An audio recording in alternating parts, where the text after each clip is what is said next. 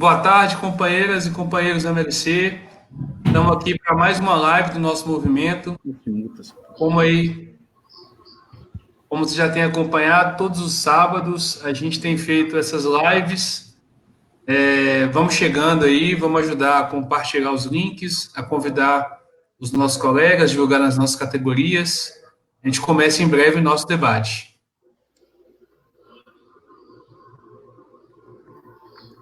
Para a discussão de hoje, nós reunimos alguns companheiros e companheiras que são técnicos administrativos em educação. Nós temos companheiros do Rio Grande do Sul, do Rio de Janeiro, Minas Gerais, Alagoas e Paraíba. Se apresentem aí, camaradas. Posso começar? À vontade. Companheiros da vanguarda. Eu sou Lenilda Luna, sou técnica administrativa em educação aqui da Universidade Federal de Alagoas, no cargo de jornalista. Eu atuo na assessoria de comunicação, da UFAL, fazendo a divulgação do que a universidade elabora, produz para a sociedade.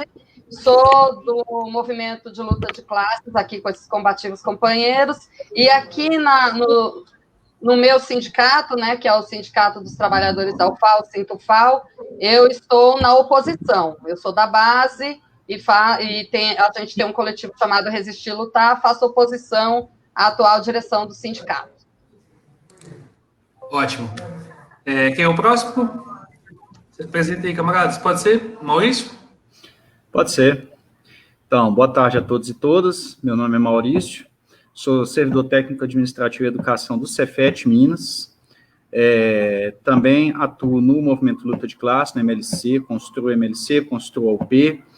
Atualmente estou na coordenação de política e formação sindical do Sindifes e também tenho atuação no DIEESE de Minas Gerais e no Conselho Estadual de Direitos Humanos, como representante da sociedade civil.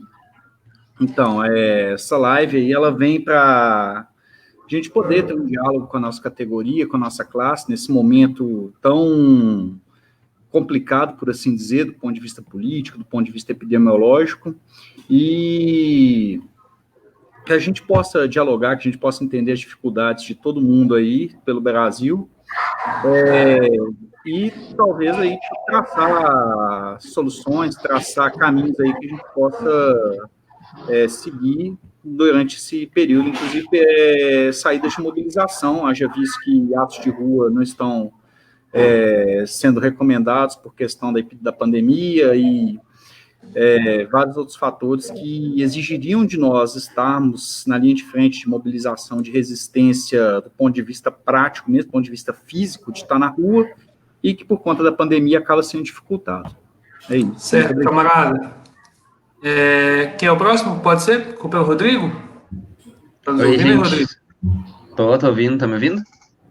Tá ótimo aqui. Então, eu sou o Rodrigo, eu trabalho como técnico administrativo e educação na URGS, meu cargo é de técnico de laboratório. Eu entrei recentemente no serviço público, no início do ano. Acho que provavelmente um dos últimos a entrar no governo Bolsonaro, dos técnicos. E atuava até ano passado, na associação de pós-graduandos, aí a partir da minha entrada na carreira técnico, ainda sou da base do sindicato, apoio a atual gestão do sindicato, e faço parte também do movimento Luta de Classes do Diretório Municipal da UP, em Porto Alegre. Ótimo, obrigado, companheiro. Clodoaldo, se apresenta para a nossa turma aí, por favor.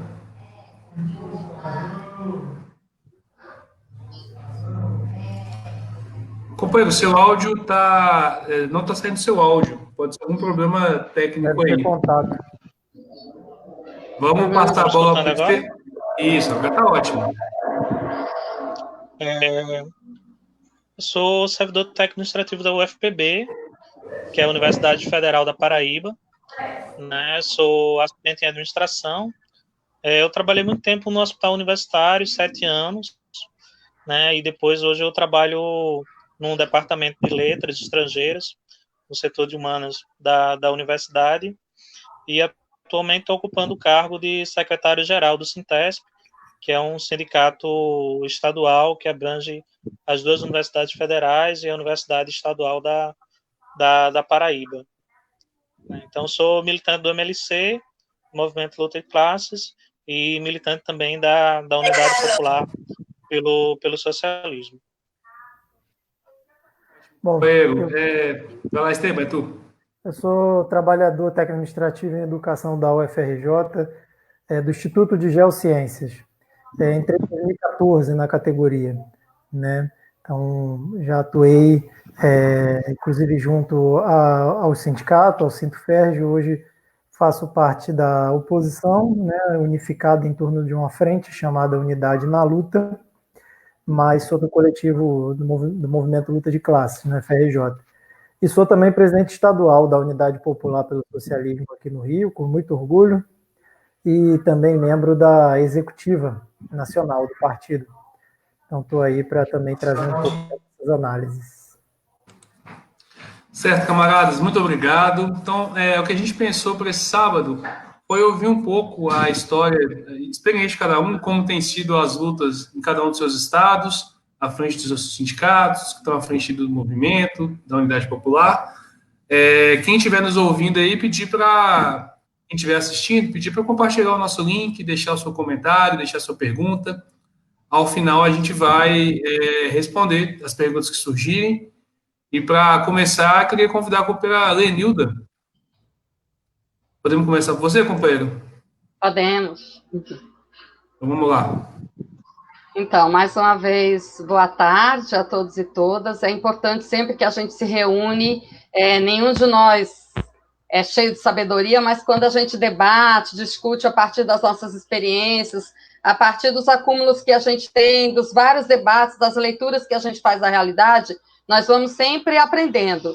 Então, assim, fazer análise de conjuntura, já para começar, não quer dizer que a gente possa dominar todas as informações ou saber mais do que os outros não. Significa a gente fazer uma leitura, compartilhar com os companheiros, porque a gente precisa encarar quais são as tarefas que a gente tem nesse momento. E aí, para entender esse quadro que a gente está vivendo, essa situação que a gente está vivendo hoje, a gente precisa saber que a gente vem numa recessão econômica mundial, que não é de agora, ela já vem de bastante tempo. Então, quando acontece uma recessão econômica, a gente sabe que o capitalismo, esse sistema que a gente vive, ele é baseado, para ele sobreviver, ele tem que explorar os trabalhadores, né? O velho Marx já dizia, mais-valia. Então, o capitalismo não sobrevive se não estiver nos explorando, tirando tudo que puder de nós em termos de conhecimento, produção, para acumular no capital de uns poucos. É a base do capitalismo isso, por isso que é um sistema injusto. Não tem gente que tenta melhorar, fazer um capitalismo mais humano. Na nossa concepção aqui no Movimento Luta de Classes, a gente já diz, inclusive no nome, a gente não tem ilusões com isso, né? Nós seguimos os ensinamentos mesmo do marxismo, de perceber que a sociedade é dividida em classes, que elas têm interesses antagônicos, e a única forma de garantir as riquezas de uns é explorando o trabalho da maioria. Essa é a base da nossa situação e da necessidade de luta, né? E aí, como é que fica o governo para nós que somos servidores públicos federais, para os servidores? E qual é o papel do governo dentro disso? Não é mediar, não é nos apoiar, não, né? Aí a gente aprendeu com Gramsci, na universidade a gente sempre vê citações a ele, que existem os aparelhos do Estado, que são aparelhos ideológicos do Estado, e o governo é um deles. Então, o que acontece é que a gente tem governos que defendem de forma, às vezes, mais mascarada, outras formas mais escancarada, a oligarquia de cada país, e que se alia às oligarquias de outros países. É isso.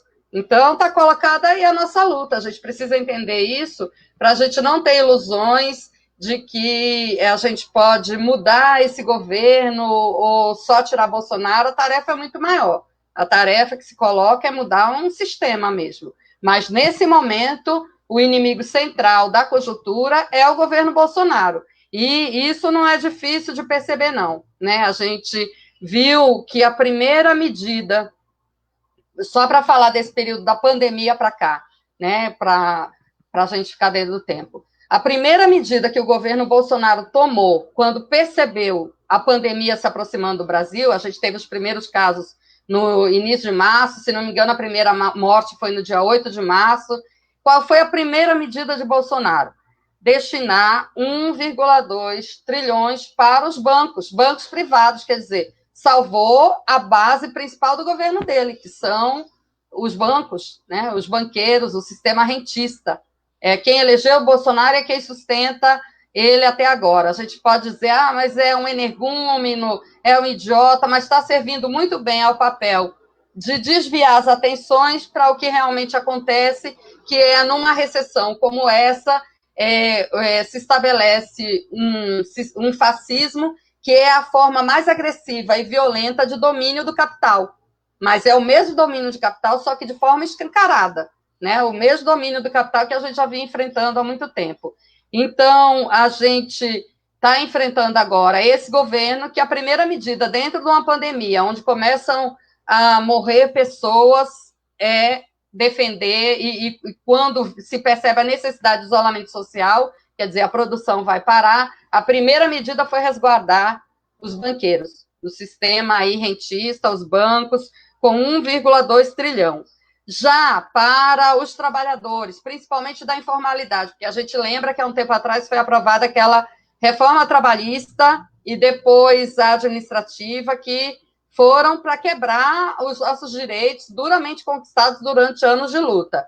Então, a gente viu que com aquela reforma administrativa e com essas outras reformas, muita gente ou perdeu o emprego ou precarizou os vínculos trabalhistas, né? Foi demitido para ser contratado como MEI, na minha categoria, que é de jornalistas, aconteceu muito isso, ou teve que ir mesmo para a informalidade, porque perdeu o emprego de carteira assinada, foi demitido. Então, numa situação dessa, que mais de 40% dos trabalhadores brasileiros estão numa situação de informalidade, esses trabalhadores, para ficarem em distanciamento social, precisam de auxílio, né? Sem o papel do Estado aí, não tem como a gente dizer, fique em casa, porque essa é a forma de não se transmitir o vírus, é preciso isolamento social. Sem os trabalhadores e trabalhadoras em suas casas, que já são, na maioria, precárias, a gente já discutiu isso várias vezes, como é que ficar no isolamento social, numa casa sem esgotamento, sem água, sem sabão. Se não fosse a rede solidária que se formou dos trabalhadores e trabalhadoras que a gente vê no Brasil inteiro, a situação seria ainda pior. Porque o que o governo fez nesse sentido? Vamos dar R$200. R$200 por mês para uma família, né? É o que Paulo Guedes gasta num almoço. Então, era isso que eles queriam. Depois de darem 1,2 trilhão para os bancos, queriam dar R$200 para cada trabalhador na informalidade, já com todas as dificuldades de acesso a esse auxílio emergencial.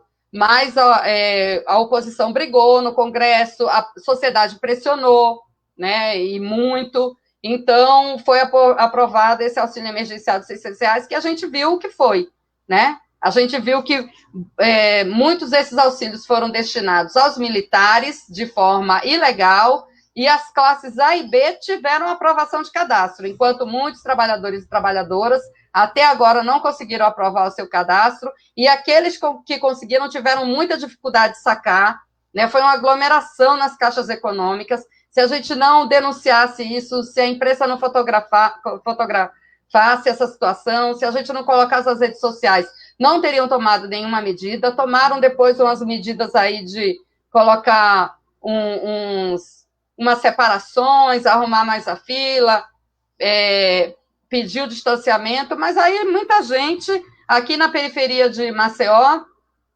aumentou os casos de Covid nos bairros mais populares, aqui no Benedito Bentes, onde eu moro, e outros bairros, depois da aglomeração que aconteceu, porque as pessoas tinham necessidade de sacar esse auxílio emergencial. Então, quando a gente chama Bolsonaro de genocida, não é uma figura de linguagem. A gente está falando de um governo que não se preocupa em organizar e planejar medidas que possam defender a saúde e a vida dos trabalhadores e das trabalhadoras. Não se preocupa.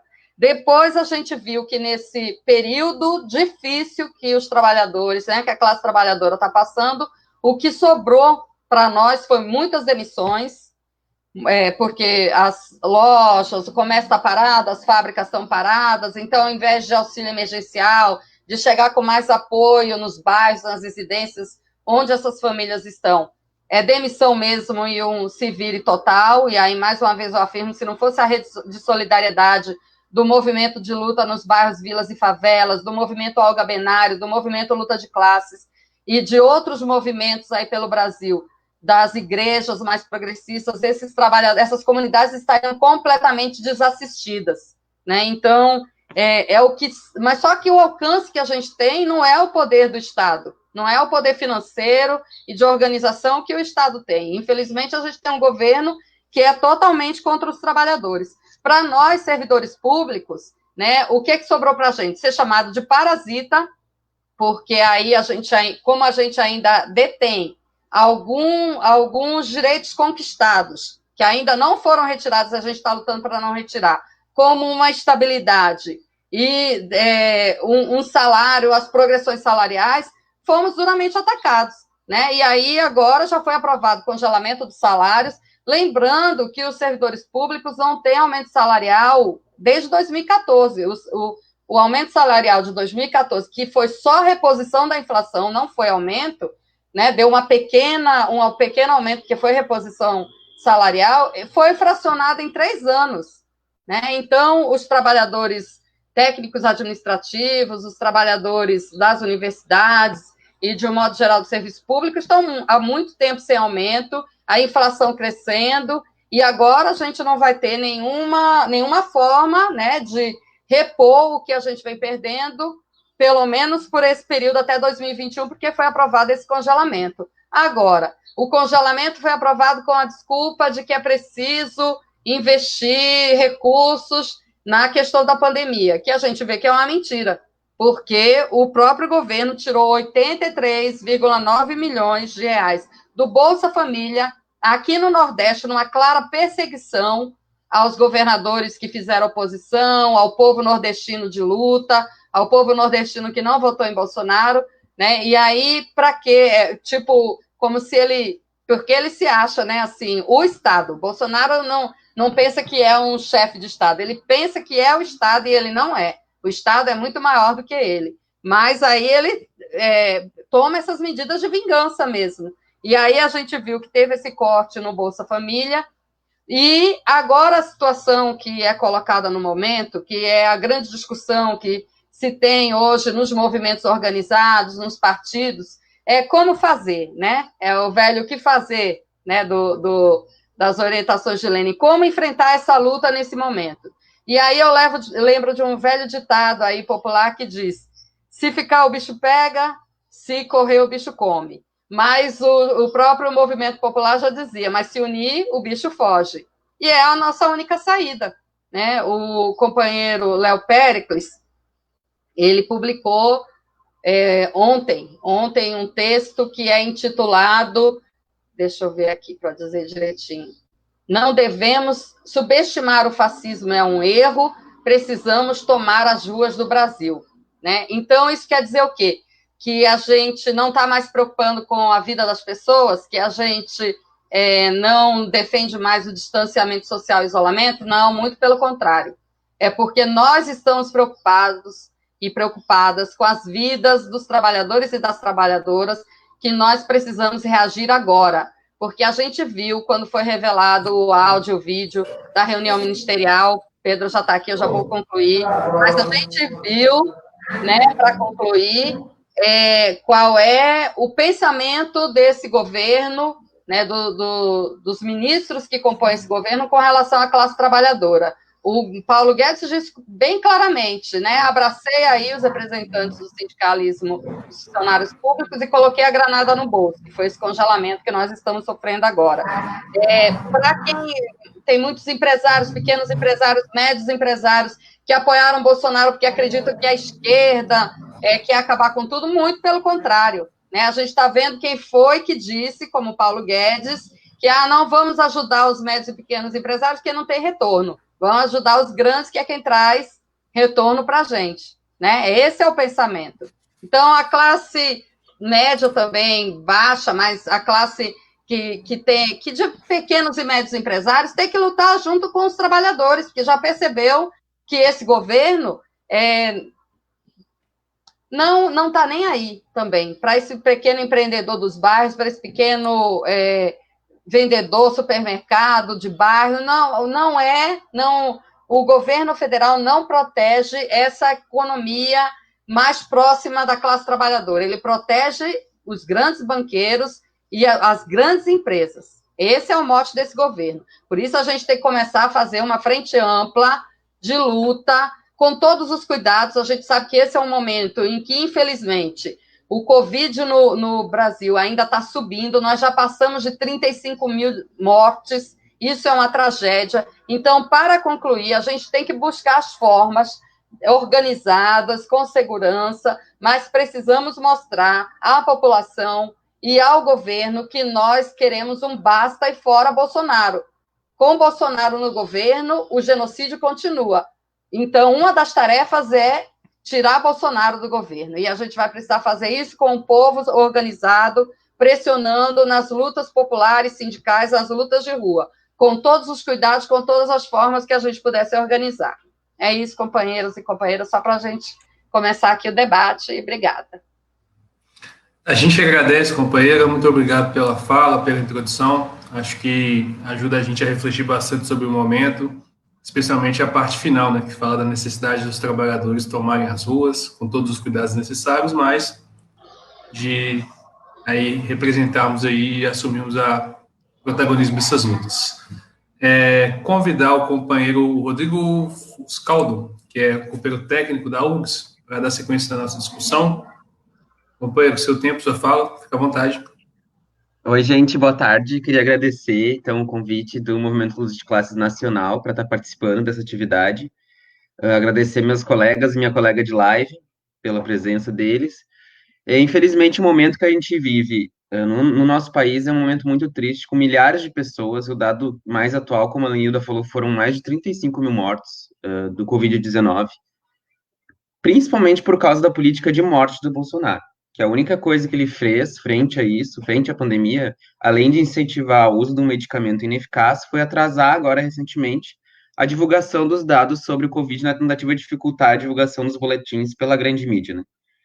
Isso que a gente sabe que, além desses casos serem subnotificados, né, Bolsonaro agora está escondendo os dados oficiais, né? Além disso, o Congresso aprovou um auxílio de somente R$600 para uma parcela pequena da população, né? Esse auxílio que o Bolsonaro, como a Lenilda falou, queria que fosse R$200. E esse valor a gente sabe que não resolve o problema da população, e a gente, da UP, defende que ele seja, no mínimo, de um salário mínimo, né? Em meio a essa chuva de ataques, que incluem, então, mais flexibilização das leis trabalhistas para o povo brasileiro, Bolsonaro e Guedes focam também nos ataques particulares aos servidores públicos, né? Eu vou tentar trazer um pouco da realidade que eu venho observando lá na URGS, aqui na URGS, no caso. A gente não está em trabalho remoto, né? Todos esses ataques do Bolsonaro e do Guedes, do governo como um todo, se vale da falácia de que o serviço público, né, é um gasto desnecessário e que o Brasil tem servidores públicos demais, e o que a gente sabe que é uma mentira, né? A gente tem menos servidores públicos proporcionalmente que nos Estados Unidos, para ver como a gente está precarizado nesse sentido, né? E é fundamental nesse momento que a gente explique para toda a classe trabalhadora, para o povo brasileiro, que os serviços públicos, que incluem, né, o SUS, que incluem as universidades, são a única oportunidade para diversas pessoas conseguir acessar esses serviços, né? Que não tem dinheiro para pagar um plano de saúde ou uma universidade privada, né? Inclusive, nos tempos da pandemia, né, temos visto quanto essencial são esses serviços, né? Seja no combate ao Covid ou gerando novas tecnologias, pesquisas que apontem para vacina ou cura, né?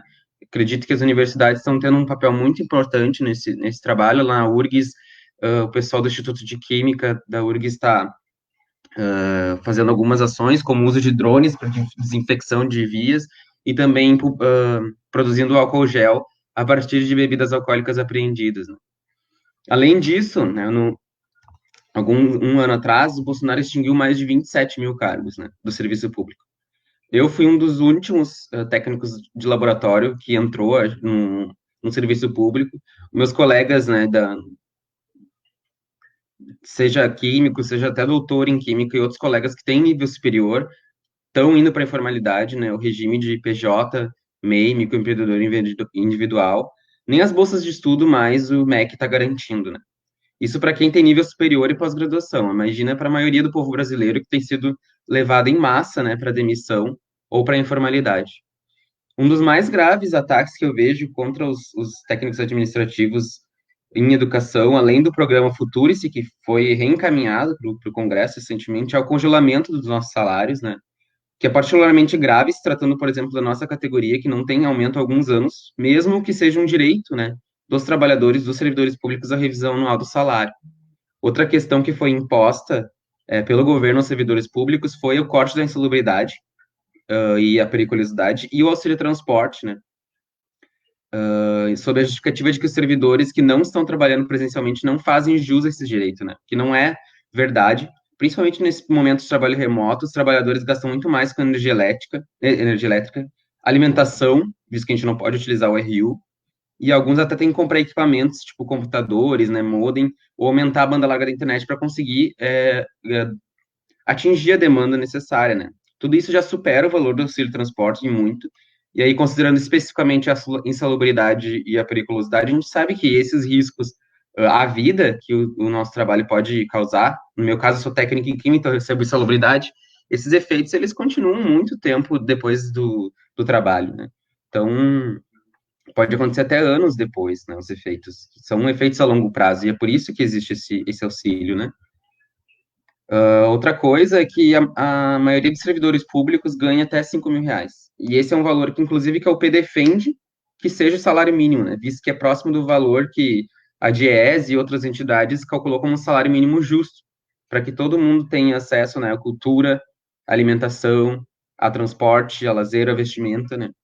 E aí, enquanto eles cortam na parte de baixo da pirâmide, né, os poderosos permanecem intocados. Os super salários, que podem chegar a mais de 40 mil no alto escalão do governo, né?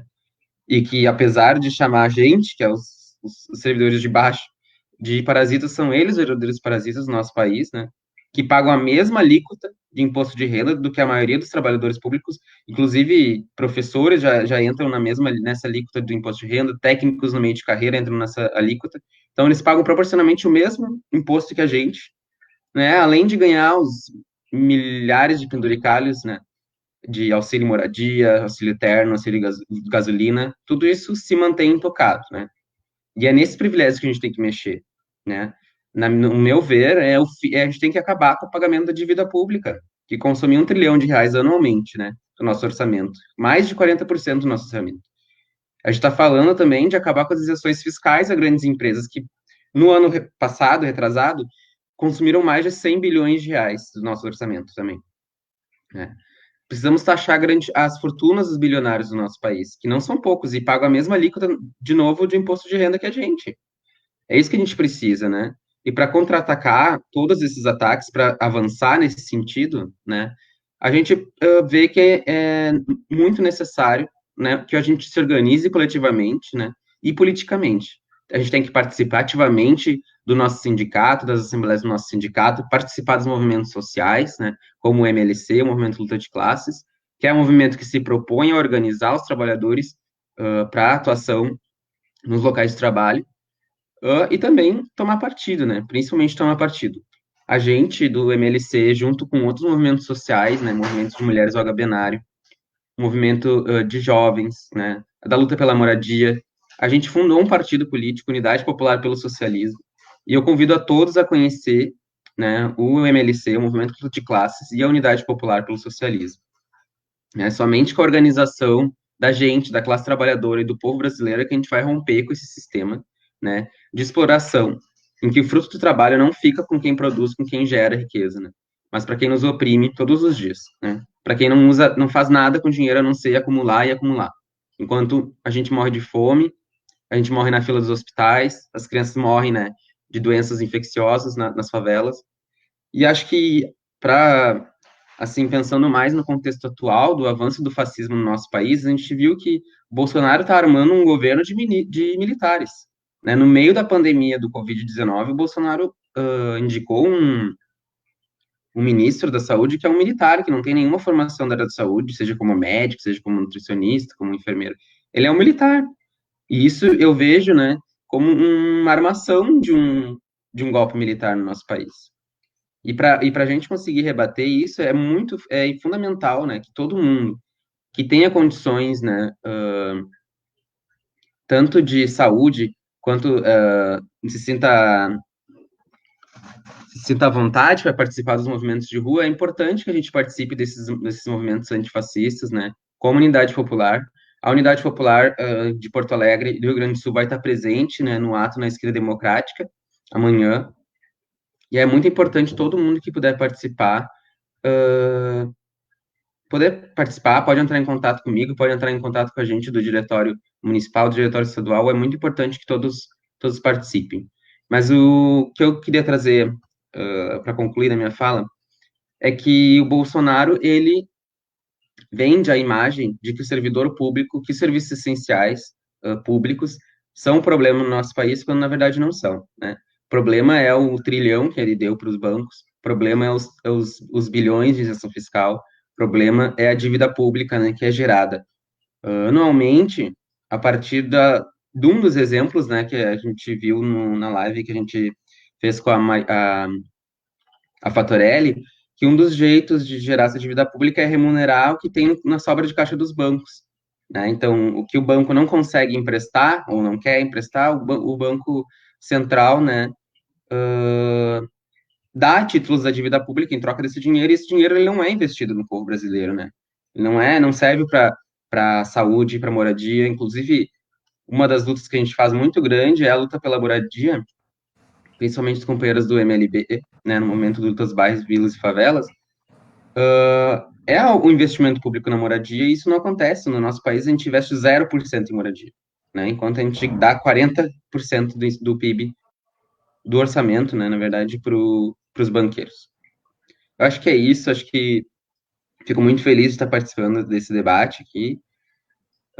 Quem quiser saber mais sobre o MLC, e principalmente no MLC no Rio Grande do Sul, pode entrar em contato comigo. E é isso, gente. É só para vencer o fascismo, para vencer, né, esse governo Bolsonaro, é com organização coletiva, com organização política, tomando partido. Então, fica o convite para todo mundo conhecer a UP e o MLC. Obrigado, gente. Obrigado, companheiro. Já coloquei na tela aqui o nosso camarada Clodoaldo, que é o próximo a falar.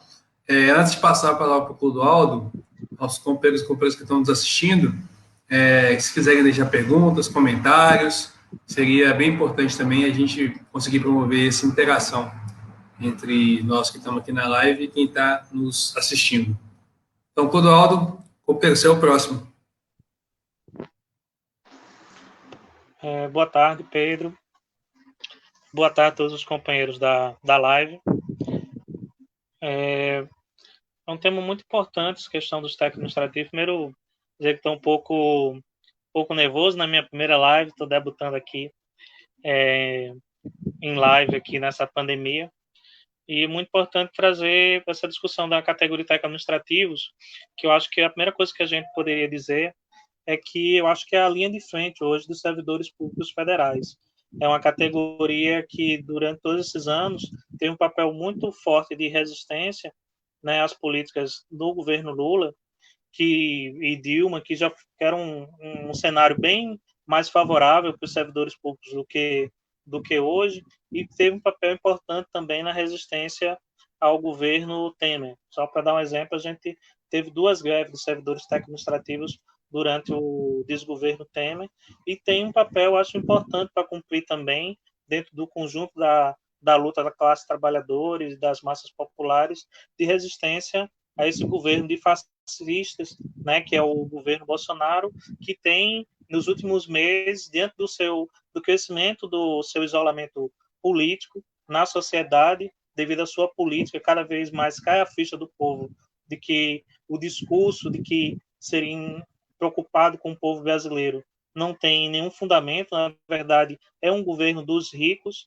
né, dos grandes capitalistas, dos grandes monopólios e do capital financeiro, e está nem aí para o povo. E cada vez essa pandemia veio para reforçar e deixar mais claro, mais escancarado isso para o nosso povo, e os técnicos administrativos estão aí, né, para se somar a essa luta geral que precisa ser feita aí de resistência ao fascismo. Né, a minha militância, entrei em 2005, né, sou servidor da UFPB, né, como eu coloquei na apresentação, da Universidade Federal da Paraíba, e assim que eu entrei, a primeira coisa que eu fiz assim foi me sindicalizar, né, o sindicato, e venho atuando na base da categoria desde aquela época, e atualmente eu estou na primeira gestão na direção do sindicato, que é o Sintesp, né, que abrange as duas universidades federais e a Universidade Estadual, né, na Paraíba, né, e que tem sido um desafio. É uma gestão bastante eclética, com várias pessoas de várias correntes sindicais, político-partidária, né? É uma gestão majoritariamente feminina. A nossa presidente é uma mulher, a nossa vice-presidente também, a nossa tesoureira também. Eu acho que foi um dos poucos que quebrou a hegemonia feminina aí na direção do sindicato, né? E tem sido um desafio, assim. A gente entrou substituindo, né, depois de décadas de hegemonia das mesmas forças políticas que hegemonizavam o sindicato, a gente viu a necessidade de que o reformismo que estava feito do sindicato, ele não dava mais conta de avançar, né, na luta da categoria. Então, a gente precisava de renovação, formar novas lideranças, novos quadros, trazer esse pessoal novo que entrou nos últimos concursos públicos que a gente teve durante o Reúne e tal, e trazer esse pessoal para dentro do sindicato que estava afastado. E, ao mesmo tempo, dar oportunidade a várias pessoas que estavam na luta há muito tempo, há muitos anos, e que não tinha espaço para crescer dentro do sindicato, porque era dirigido, coordenado pelas mesmas lideranças acomodadas que a gente tinha. Então, foi um processo importante de transição do movimento sindical, que eu acho que não é só específico da nossa categoria, eu vejo isso na base da FASUBA como um conjunto, e no conjunto da classe trabalhadora, eu acho que a tendência é essa, uma renovação de quadros, uma renovação de liderança, ao mesmo tempo de resgate das bandeiras históricas, né, da classe trabalhadora, que foram meio abandonadas numa política de conciliação que tem comandado o movimento sindical no nosso país nessas últimas décadas. E eu acho que o movimento luta de classe, na minha militância, o movimento luta de classe é porque acredita nessa mudança, acredita que é necessário mudar o movimento sindical, que é necessário construir um movimento sindical que seja capaz de dar conta dessa nova realidade, que é uma realidade extremamente de precarização do trabalho. Né? Isso se dá no setor privado de forma muito clara, né? Mas também isso tem avançado muito no serviço público. Na nossa categoria dos servidores técnico-administrativos, né, a gente tem vivenciado primeiro, né, nos governos na era FHC, a gente teve a terceirização de vários cargos de apoio, né, foram terceirizados, vigilante, limpeza, recepção, etc., tal, e hoje ficou a nossa categoria principalmente de nível médio e nível superior, e a gente teve, a partir do governo Lula, a gente teve um avanço nessa política de precarização, que foi a questão da criação da Empresa Brasileira de Serviços Hospitalares, né, que passou a administrar os hospitais universitários. Isso foi um caos, e um golpe grande na nossa categoria. Por quê?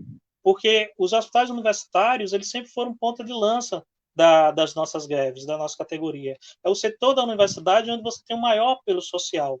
Né? E nessa pandemia a gente vê isso. Os hospitais universitários são unidades de referência para o atendimento do Covid.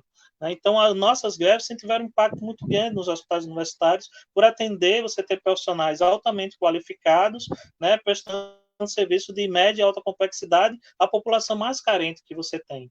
Né? Então, isso deu um golpe grande na nossa categoria, que é uma divisão muito grande. Porque dentro dos hospitais hoje você tem servidores, né, que pertencem ao quadro da universidade e, ao mesmo tempo, você tem empregados públicos contratados via CLT, por carteira concursados, mas por carteira assinada, e você tem regramentos totalmente diferentes de um para o outro. Plano de carreira diferente, regime de trabalho diferente. Quando você precisa entrar na justiça algum direito. São justiças diferentes, uma na justiça trabalhista, outra na justiça federal, né? E você ali, lado a lado, faz a mesma função, o mesmo cargo, e tem atribuições totalmente diferentes. Inclusive, a empresa que foi criada, a EBC, ela fez questão de estimular uma categoria contra um segmento contra o outro, né? Entrar, dizer o pessoal que estava entrando novo que esse pessoal antigo aí é um pessoal que não quer trabalhar e não sei o quê, acomodado, e vocês que vão salvar o serviço público e tal, né? Criando essa ideologia de aversão entre os dois segmentos, e que tem sido difícil até hoje a gente construir uma luta unitária dentro dos hospitais universitários dos dois segmentos, porque melhorou a relação de trabalho, mas a relação do ponto de vista sindical, de luta e militância, ainda precisa avançar muito, assim, e a FASUB, a nossa federação, não tem conseguido avançar muito em relação à organização desses trabalhadores, dos empregados públicos da EBSER, na base da nossa federação, assim. E nesse contexto de pandemia, tem sido uma das nossas principais preocupações do sindicato, né? Então, o FPB, por exemplo, a universidade que eu trabalho, boa parte dos servidores estão hoje trabalhando em casa, né, em trabalho remoto, mas o pessoal, né, do hospital universitário continua lá trabalhando com aquele problema de EPI que a gente tem em todos os hospitais, com a pressão que a gente tem feito, cobrado, tal.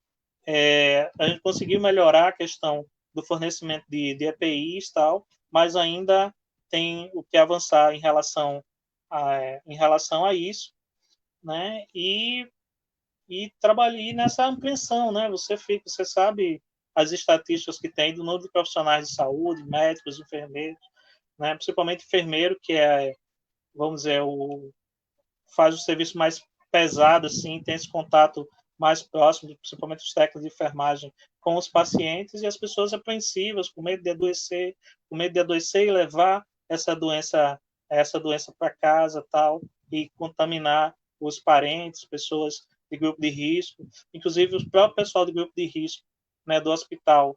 A gente, agora que o hospital está liberando o pessoal para ir para casa, mas no início não queria liberar o pessoal, que é uma situação absurda.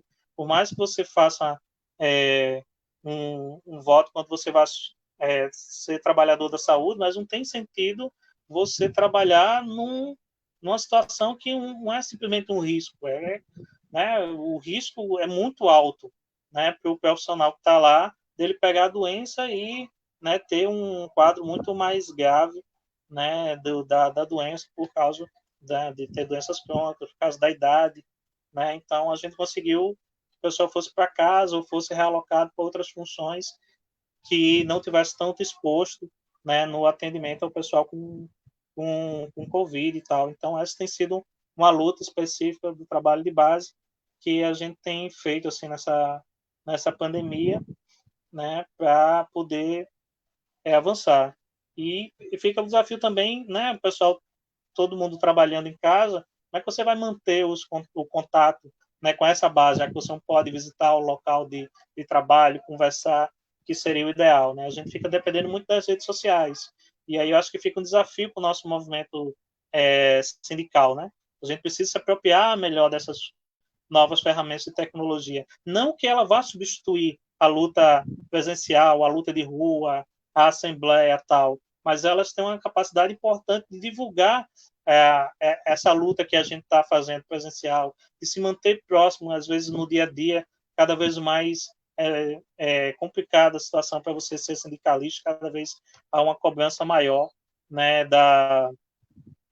em cima do sindicalista, dificuldade de você se afastar para participar dos eventos e tal. Então, para você fazer essa presença, visita nos setores de trabalho, às vezes você tem uma dificuldade, e as redes sociais podem ampliar o alcance, você chegar mais rápido às pessoas. Então, é um desafio que a gente precisa ser colocado, e para toda a militância, né, sindical e política está sendo colocada nesse tempo de pandemia, mas eu volto a dizer, essas novas tecnologias não pode dizer que vai salvar a situação e vai resolver.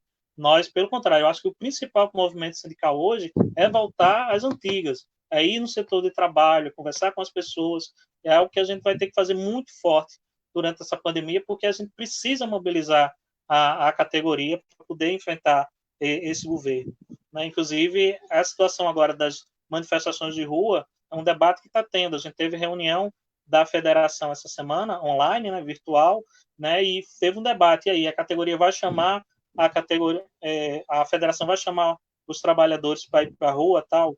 Ficou um passo e ficou uma situação intermediária. Não, nós apoiamos as lutas de rua, entendemos que é importante, mas nós não vamos convocar nesse momento a nossa militância, a nossa base para ir para a rua. Mas é algo, um debate que precisa avançar, né?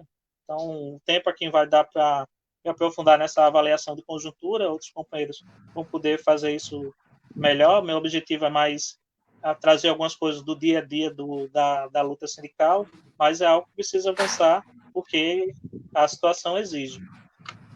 E só para concluir aqui, né, eu acho que temos várias lutas importantes que a gente precisa travar, a questão da jornada, a gente pode debater no segundo momento, a questão da jornada de trabalho, a luta contra o futuro, isso foi uma luta importante que a gente travou na Paraíba também, e que aconteceu em todo o país, a luta pela democracia nas eleições para reitor, que as eleições aconteçam, sejam paritárias, e o governo aceite e tal. Então, são lutas dentro da universidade que afetam diretamente os administrativos, que eu acho que é importante que a gente possa aprofundar nesse debate aqui. Isso, concluo aqui e fico à disposição aí para responder as perguntas e interagir. Certo, companheiro, muito obrigado pela fala. Vamos chamar aqui o companheiro Maurício Vieira. É com você, camarada. Boa tarde a todos e todas. Como eu já me apresentei, meu nome é Maurício, sou servidor do Cefet Minas e sou militante do MLC, da UP. E eu gostaria de começar minha fala pegando um gancho nessa fala do Clodoaldo, de que o governo vem aproveitando esse momento de isolamento social e de, digamos, um grande acirramento político para aprovar medidas que são extremamente antipopulares.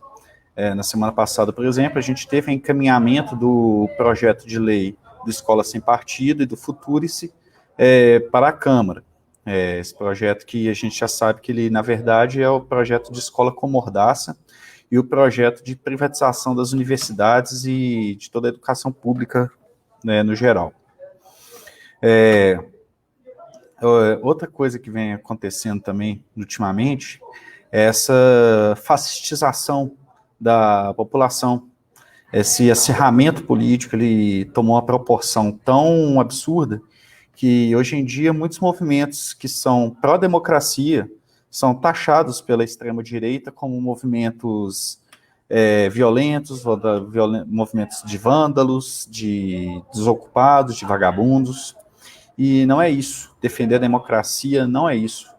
Quem é vândalo, quem é vagabundo, quem está procurando destruir o patrimônio público, na verdade, é esse governo. Quando ele claramente quer desvencilhar todo o patrimônio público através de privatizações essas que vão favorecer apenas aqueles que são amigos do atual governo. Quando a gente tem essa relativização da pandemia, fala com várias falas no sentido de falar que é só uma gripezinha, que não é tão grave, de que a economia não pode morrer, que CNPJs não podem morrer, mas para quantos CPFs precisam morrer para salvar um CNPJ? E o governo, ele não, na verdade, ele coloca isso na balança, mas isso é um projeto de governo. A gente tem um governo que ele é claramente genocida. Quando o presidente, numa entrevista, fala em liberar a cloroquina especificamente para populações mais pobres, o que é que ele quer dizer com isso? Quando um médico vai te passar uma receita, ele não te pergunta a sua faixa de renda. Isso não é importante quando você vai dar um diagnóstico. Então, quando o governo fala que quer liberar cloroquina para pessoas mais pobres, o que ele está dizendo é que ele quer que pessoas mais pobres morram. E isso vai muito ao encontro de várias outras ações do governo, como, por exemplo, no meio da ascendência da curva da pandemia, permitir reabertura de comércio, ou estimular essa abertura de comércio. uma coisa muito bacana que vem acontecendo, que veio, né, acontecendo, apesar de que ainda é uma coisa muito incipiente, que esse movimento Vidas Negras Importa, que começou com o assassinato de um negro por um policial branco nos Estados Unidos. Porém, a gente esquece que aqui no Brasil a gente teve o menino João Pedro, que foi fuzilado dentro do quarto dele pela polícia, e que muito pouco ou quase nada se falou disso. A gente teve agora, mais recentemente, a filha do prefeito de uma cidade, acho que não sei se da Paraíba, de um estado do Nordeste, ou de Pernambuco, que foi negligenciado pela patroa da mãe do menino, o menino caiu do 9º andar do prédio e veio a falecer.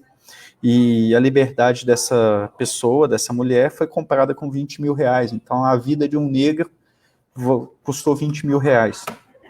E a gente não pode simplesmente se doer mais pela morte de um negro nos Estados Unidos do que pelas várias mortes de negros que acontecem todos os dias no nosso país. E essa violência policial ela é uma coisa que já acontece aqui rotineiramente. A gente tem uma das polícias mais violentas do mundo e que tem quase que uma caça a jovens negros moradores de periferia. E a Unidade Popular, ela denuncia isso, ela está junto nessas comunidades, junto das pessoas, justamente denunciando esses graves crimes que são cometidos contra a população negra. A gente vê também que, junto a esse alvoroço político, várias manifestações a favor do fascismo, a favor da volta da ditadura, a favor da ruptura da democracia. E isso vem casado com como já foi dito, com um grande ascenso do militarismo no governo. A gente tem ministérios que historicamente sempre foram ocupados por civis, como, por exemplo, o Ministério da Casa Civil, sendo ocupado por um militar.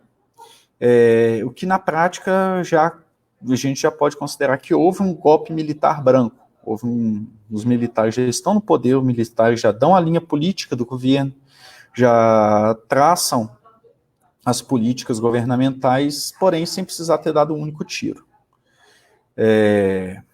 Outra coisa que recentemente também ocorreu, aquela reunião ministerial desastrosa, em que no meio da pandemia, a gente discutindo números de mortos por dia, o governo vem discutir legalização de cassino no Brasil, privatização do Banco do Brasil, passar projetos de lei que anistiam desmatadores e guerrilheiros, como disse o próprio ministro,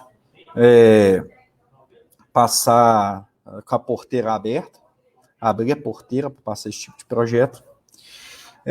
Então a gente se depara com um governo que, no meio de uma pandemia mundial, não está preocupado com a vida da população, ele está preocupado em salvar apenas os seus apoiadores, um governo que não governa para uma população, um governo que governa apenas para a sua militância, e que incentiva esse acirramento da população, esse acirramento político, inclusive pregando um anticientificismo, quando ele determina, por exemplo, que a cloroquina tem mais efeito do que um isolamento social, que é comprovado cientificamente, ou que nega a eficácia de uma vacina que está sendo produzida, só porque quem patrocina é alguém que é contra o Trump nos Estados Unidos. Então, a gente chegou nesse absurdo, nessa desconstrução, nessa pós-verdade, de que o que vale mais é aquilo que eu acredito, e não aquilo que de fato é verdade. Quem constrói a verdade sou eu, e não os fatos. Falando sobre essa questão dos atos antifascistas, que muitos estão sendo puxados por torcidas organizadas amanhã, houve um recuo muito grande de muitas organizações, de muitas centrais, de muitos partidos políticos, que são partidos que não acreditam mais na rua, ou que acham que vão conseguir derrotar o fascismo pelas vias tradicionais. A gente tem que entender que a gente já está num estado de exceção. A gente já está no estado onde um presidente comete crimes dioturnamente e nada acontece. Então, a gente não pode mais depender exclusivamente das instituições para manter a democracia e para manter o Estado de Direito. A gente vive hoje um estado de exceção e não se destrói o fascismo com flores. A gente não vai derrotar o fascismo com nota de repúdio. A gente vai derrotar o fascismo na rua, no embate,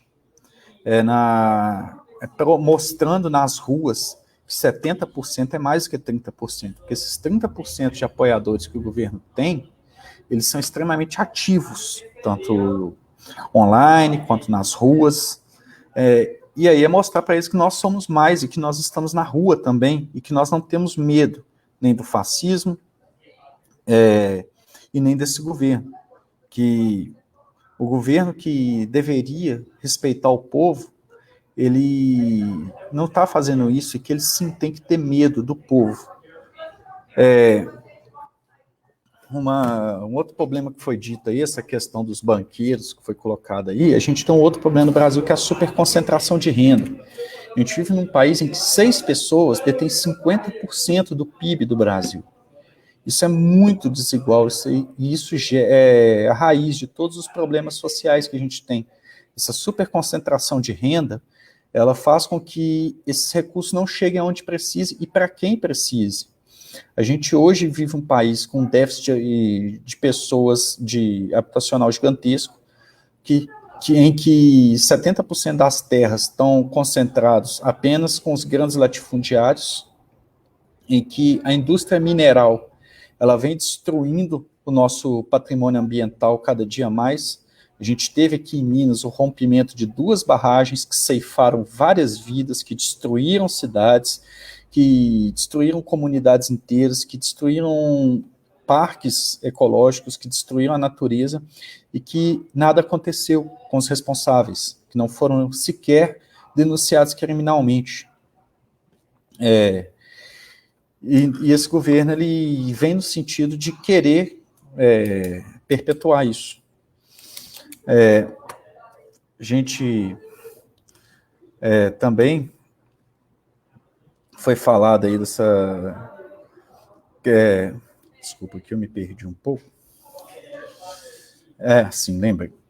Hoje existe um discurso muito grande de alienação da população sobre um falso discurso de combate à corrupção. A gente está num dos governos mais corruptos do mundo, mais corruptos da história do Brasil, em que a corrupção simplesmente é empurrada tapete abaixo, porque ele tem o judiciário, a gente tem o Procurador-Geral da República, que já tem uma promessa de indicação ao STF, a gente tem a relativização dos crimes cometidos por toda a família. A gente tem um senador que tem claros indícios de envolvimento com milícias. A gente tem um filho do presidente que é também suspeito no caso de rachadinha, de divulgação de fake news para ganhar uma eleição. E as pessoas não veem isso como corrupção, porque para eles corrupção é só o PT, só o Lula que cometeu. O Lula e o PT tiveram vários erros, mas a gente não pode fechar os olhos para os erros que esse governo está cometendo, que não são poucos e que são muito mais graves, porque colocam vidas em risco. E várias vidas é a vida pobre e a vida negra. Foi dito aqui mais cedo também a questão do nosso reajuste salarial. Hoje, a gente tem acumulado, desde 2010, cerca de 50% de perda de poder de compra. As reposições salariais que foram feitas nos últimos anos, elas se propunham como reposições salariais, mas, porém, elas não repõem nem a inflação oficial do período. E nós sabemos que a inflação oficial, ela é muito abaixo da inflação real, que muitas vezes chega a percentuais até 50% maiores do que a da inflação oficial. E essa queda de arrecadação ela vem sendo sentida nos nossos bolsos. A gente tem vários colegas que ou tem que trabalhar com outra renda, tem vários colegas técnico-administrativos, tanto na UFMG quanto no Cefet, que tem que trabalhar de Uber, que tem que trabalhar de alguma outra fonte de renda para conseguir manter o padrão de vida dele, porque ele caiu muito. E esse governo ainda vem no sentido de precarizar ainda mais, de cortar a verba das universidades, de cortar a verba de pesquisa, num claro movimento de privatização das universidades e destruição do ensino público, gratuito, de qualidade, socialmente referenciado. A gente teve um ministro da Educação que falou recentemente que o Enem não serve para corrigir distorção social, que claramente vem dando declarações que são declarações racistas, que são declarações xenófobas, que são declarações elitistas, e o que ele quer é fazer com que esse pouco avanço que a gente conseguiu ter na universidade, de conseguir que a pessoa pobre, que a pessoa negra, que a pessoa de origem de escola pública, que a pessoa humilde consiga entrar numa universidade, nem isso ela consiga mais. O que dói para essas pessoas é ver o filho da empregada estudando junto com o filho do patrão. E é por isso que nós estamos aqui, para garantir que o filho do empregado sim possa estudar junto com o filho do patrão, possa disputar a mesma vaga de emprego dele e que possa ter as mesmas condições que ele teve.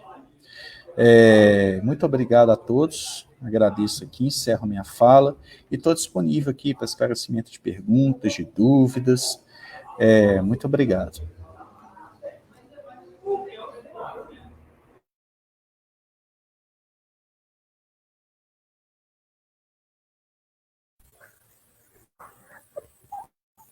Teu microfone está desligado, não, Pedro? Não estou te ouvindo, não. Pois é, eu falando aqui sozinho. Falando pra caraca aí. Pois é, pô. Convidar aí o Estevam e lembrar quem está assistindo a live aí para poder mandar pergunta, comentário. A gente vai ter aí ao final um espaço para poder debater sobre as dúvidas que foram levantadas. Tá dando para me ouvir, né? Tranquilo. 10 minutos, né? Isso aí. Bom, olha só, gente. Primeiro vamos localizar um pouco aí o que é a nossa categoria, né? Estão falando aqui trabalhadores técnicos administrativos em educação das universidades federais. A história da nossa categoria se confunde com a luta ao longo do século XX, principalmente da classe trabalhadora, pelos direitos sociais, né? Por direitos universais e que fossem popularizados, né, democratizados à população. São lutas históricas da classe trabalhadora que têm a ver com o surgimento de categorias como a nossa, assim como os trabalhadores do SUS, assim como o conjunto dos trabalhadores da educação básica, né, assim como trabalhadores dos setores habitacionais, dos ramos de pesquisa estatística, né, para dados populacionais. Foi uma luta histórica porque a classe trabalhadora ao longo do século XX, né, em vários países, ela tentou afirmar, né, a necessidade, né, em alguns lugares se chamou isso de estado de bem-estar social, mas de mínimas garantias de sobrevivência para essa classe trabalhadora, de absorção do seu patrimônio histórico, cultural e científico, né? Antigamente, trabalhador de universidade, a não ser o professor, que também era, na verdade, durante muito tempo, um professor de universitário era uma figura catedrática, né? Ele era um dono do saber, um dono do conhecimento, que era restrito a pouca gente, né? As universidades para poucos, né? Em alguns países mais na frente do que outros, houve essa luta para que a classe trabalhadora ascendesse aos espaços das universidades, para que os explorados tivessem esse acesso, né? Em especial, estamos agora vivenciando esse debate racial. Um dos exemplos históricos disso é a luta que ocorreu nos Estados Unidos lá na década de 30, 40, pelo próprio sistema de cotas, né, para que os filhos dos descendentes dos escravizados pudessem entrar, né, e agora é que nós estamos vendo isso no Brasil, né, recentemente, fruto de uma luta também histórica. Então, nossa categoria lá atrás, ela era tida como serviçal, né? Nós não éramos servidores, éramos serviçais. E nos últimos 40 anos, 30 anos, com o processo de abertura e redemocratização, né, essa democracia que nós temos, que é limitada para a classe trabalhadora, mas num processo de mediação e de enfrentamento, nós ascendemos enquanto trabalhadores técnico-administrativos em educação. Nós temos até uma carreira, né? Uma lei de carreira de 2006 que nos localiza dessa forma. E nós somos muito diversos, né? Dentro da universidade tem de tudo, enquanto trabalhador. Tem o cara da faxina, o cara que faz a capina do mato, até um técnico de laboratório, como o Rodrigo aqui que falou, um técnico hospitalar, um médico, uma enfermeira, e é muito diversa a nossa categoria. E ela é diversa e ela interage com esse espaço da universidade, com os estudantes, com os docentes, né? E ela interage com os colegas nossos, trabalhadores das firmas terceirizadas. É uma categoria de muita potência. Nos últimos anos, Pedro, se você puder no chat me dizendo os minutos que faltam para eu me ajudar aqui a me guiar, tá? Que eu estou concentrado na fala, por favor. Se você olhar o histórico recente das lutas que ocorreram, as greves de serviço público, a histórica greve de 2012, de 2014, nós, trabalhadores de universidades, fomos ponta de lança, né? Fomos as grandes mobilizações, né, que estiveram lá. E nós também cativávamos o corpo acadêmico da universidade, interagíamos com o movimento estudantil, né? Hoje somos cerca de 200 mil trabalhadores distribuídos nas universidades, e se contarmos o dos institutos federais, vamos também para muita coisa. Bem, nós somos fruto dessa demanda da sociedade, principalmente dos explorados, por acesso à educação, como eu disse, ao conhecimento, a tornar isso público de fato. Infelizmente, hoje ainda não é, apenas 16% da juventude brasileira está na universidade, e uma ínfima minoria na universidade pública, mas eu acho que nossa categoria tem que assumir esse papel para si, essa luta. Se a gente pegar uma declaração do Paulo Guedes naquela reunião que ocorreu, e foi também, essa declaração foi um pouco do debate que norteou uma conversa minha com a Lenilda aí quinta-feira, né, que a Lenilda já citou, ele diz o seguinte: jogamos a granada no bolso do inimigo. Ele estava se referindo aos servidores públicos, né, porque eles decidiram congelar os aumentos. Né? Parece até que nós tínhamos tido aumento nos últimos anos, né? E, bom, nós tivemos aumentos até 2017, que foi fruto de um parcelamento de 2014. O companheiro Maurício aí já resgatou. Nós temos uma inflação acumulada de anos. Nós, servidores, só ganhamos aumentos lineares no nosso salário com luta, com greve. Porque todo e qualquer aumento da nossa remuneração não é que nem um seletista, que aumenta de acordo com a inflação, né? Porque o seletista ele faz greve e pode pleitear um aumento. Mas quando vai para dissídio, ou seja, vai para a justiça, né, e o patrão não aceita a negociação, no mínimo a justiça dá a inflação. A gente não tem isso. Nós não temos esse database que a gente fala, né? E é uma luta, inclusive, que a gente tem. Especificamente, nós temos vivido aí um congelamento dos salários, e agora o governo tenta botar como bode expiatório, mas assim, com todo respeito aos colegas da categoria que virem esse vídeo, né, e que votaram no governo Bolsonaro, assim, votaram no seu carrasco, no seu algoz, devem gostar disso, e não dá para dizer que votaram no seu carrasco por um sacrifício em nome da sociedade, porque não é verdade que o problema da sociedade está no conjunto do funcionalismo público, né, em que pese ter servidores públicos que o governo gosta, prefere, que são os policiais, vamos dizer assim, em todas as esferas, né?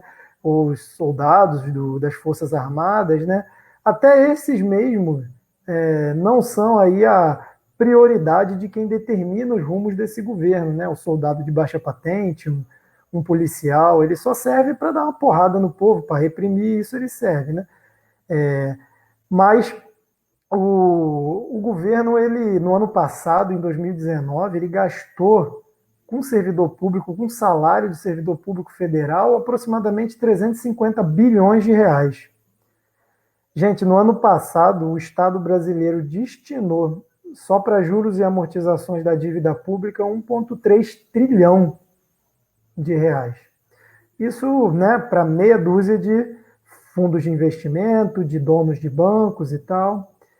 Começamos agora o processo de pandemia e o governo dá 1,2 trilhão para os bancos, com o objetivo de dar liquidez ao sistema financeiro, de repassar esse recurso, inclusive para empresas segurarem o emprego dos seus trabalhadores, e os bancos não estão entregando dinheiro, ficaram com ele. E o governo não faz nada, pelo contrário, na última semana o governo estava tentando criar mais salvaguardas para os bancos, né? E diminuindo o salário dos seletistas e tal, como tem sido visto, inclusive, do nosso lado, dos colegas terceirizados. Se o governo fosse fazer a tal economia dos 25% de corte no nosso salário que estava proposto em março, essa economia era da ordem de 15 bilhões. Se somar todo o dinheiro que está sendo gasto com auxílio emergencial para 50 milhões de brasileiros em 3 meses, você não bate 100 bilhões de reais. Mas para os bancos foi dado 1,2 trilhão, mais de 10 vezes. Outra questão importante é que nossos colegas terceirizados, né, nas universidades, né, eles estão sofrendo um ataque brutal. É importante que nós aqui, enquanto servidores, nos solidarizemos com isso e estejamos ao lado deles. Porque, de fato, é corte de vale transporte, é corte de vale alimentação, no momento de pandemia, né, ainda tem o corte do salário do vencimento base nesses acordos que o governo autorizou. E, mais recentemente, o governo impôs isso a nós, servidores, com as INs, Instruções Normativas 28, 27, se eu não me engano. E, bom, essas instruções normativas, elas vêm com o objetivo de cortar os nossos benefícios, né? Em alguns lugares nós conseguimos travar uma boa luta, né, inclusive no aspecto institucional, com chefias das universidades, e houve algum atraso, né, nessa aplicação e está tendo alguma tentativa de suplantar esse problema. A FASUBRA, que é a nossa federação sindical, ela também tem um aporte jurídico a isso, um parecer jurídico, que está municiando os sindicatos. Então, já entrando no tema aí, como lutar nesse período de pandemia e fascismo, né, de cara os sindicatos já têm que fazer isso, se instrumentalizar daquilo que tem de jurídico, que a FASUBRA fez, e com a sua realidade local, teve alguns ganhos, como em Pernambuco, teve ganho judicial, não tiraram os adicionais ocupacionais, tem que pesquisar, estudar e repassar isso, aproveitar que a internet hoje em dia facilita isso, você manda isso, todo mundo tem. Outro método de luta importante é a pressão online, aqui na FRJ ajudou muito, né? O Conselho Universitário, que é a instância de deliberação, que é onde está a reitora e tal, foi muito pressionado por ondas digitais, porque ele é ao vivo, né? E a gente fazendo isso com a categoria. Porém, gente, nós temos que entender uma realidade que está dada, e ela independe da nossa vontade. E é uma dura e cruel realidade, e que o governo fascista do Bolsonaro sabe trabalhar com ela, inclusive ideologicamente. A grande parte, talvez a maioria da população, não está em isolamento social, infelizmente, e nós devemos denunciar que deveria estar, e denunciar por que não está, e denunciar o governo como culpado por não estar. Mas a maior parte do povo pobre e trabalhador está na informalidade, depende de se locomover e está nas ruas.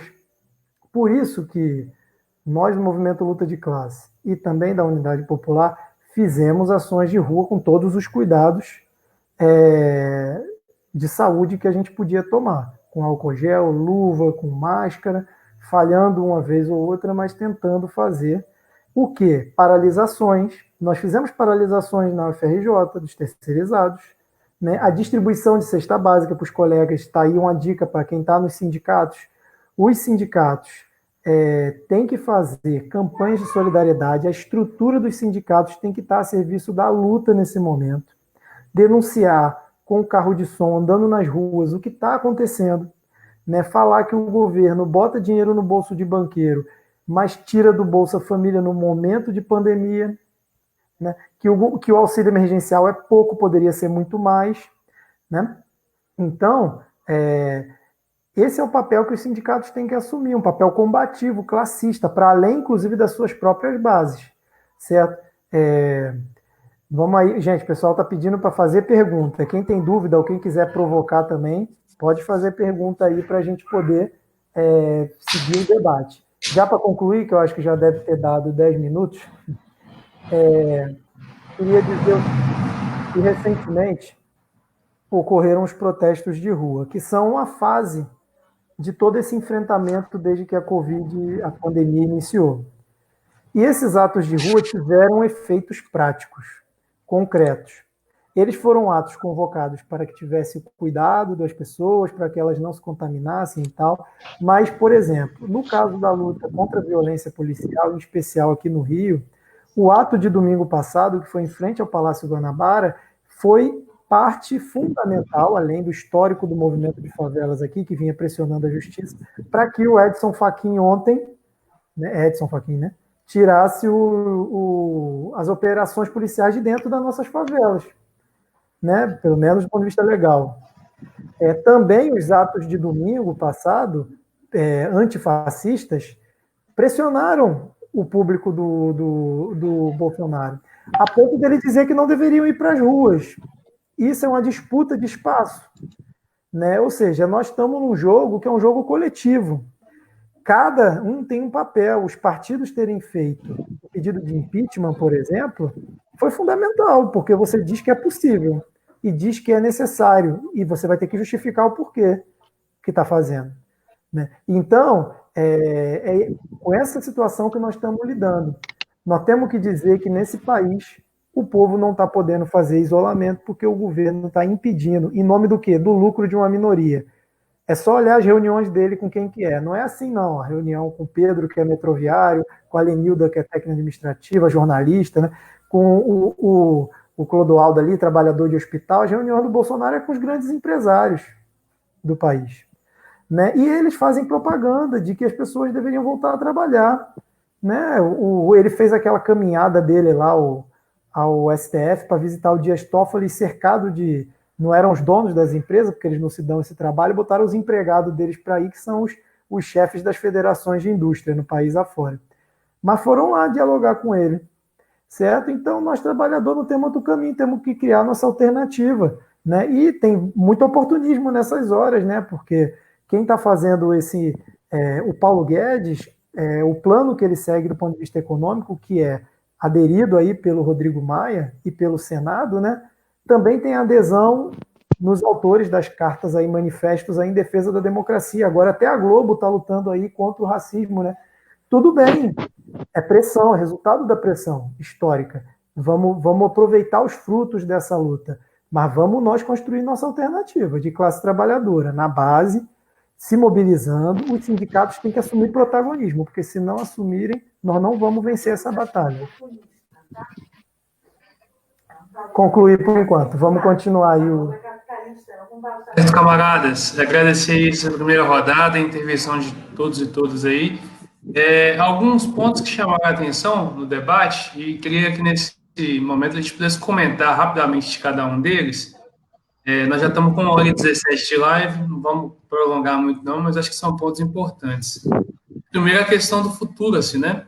E ano passado foi um dos motivos das grandes manifestações que houveram, né, os tsunamis de educação, os técnicos administrativos participaram ativamente da luta, e me parece que esse ano o governo retomou, né, a discussão do futuro, agora durante a pandemia. Se os camaradas pudessem comentar rapidamente sobre essa questão.